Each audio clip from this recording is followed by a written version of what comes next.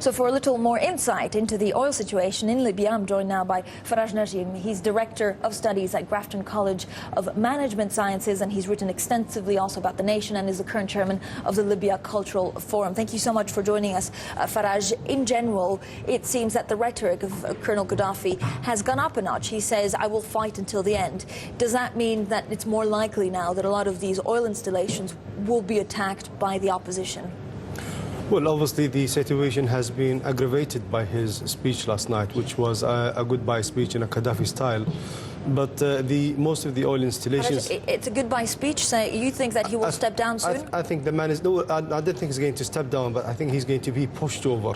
Okay. So he's a desperate man. Obviously, what I read in the speech, that he's panicking. He's in trouble.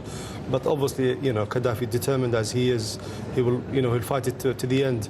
However, the oil installations, mostly in the east, are in the control of the hands of the people who have revolted.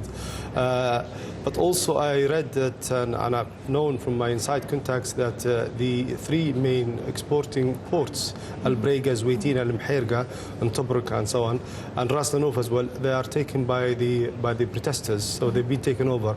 But they're still safe? Yeah, they're safe. So as long as the protesters have them, but have them under control, and the flow continues, that's not going to be a problem? It's going to continue, and it's going to be safe, so there will be no energy supply disruption as long as Gaddafi is contained and he peacefully leaves. But also the major oil refinery of Zawiya has been taken over as well, which is just 60 kilometers west of Tripoli. Faraj Najem, let's just go through this, because we have, I mean, for us, for the moment, it's unconfirmed reports. So you're saying that a lot of these oil installations have been taken over by the opposition, by the protesters, and so the only risk that you see is Gaddafi and Gaddafi supporters attacking these. You don't believe that the opposition will do anything to hurt this flow?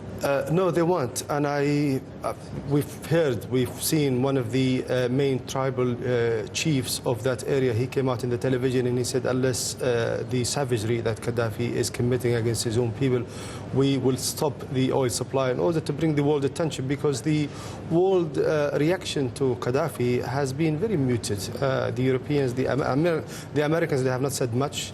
The Europeans, they are obviously confused. They don't know what to do.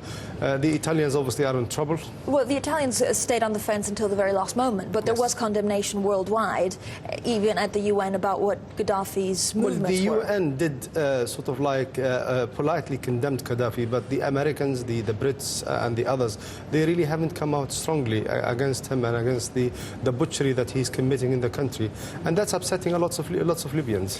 What kind of chance would you put today for these oil facilities to be attacked?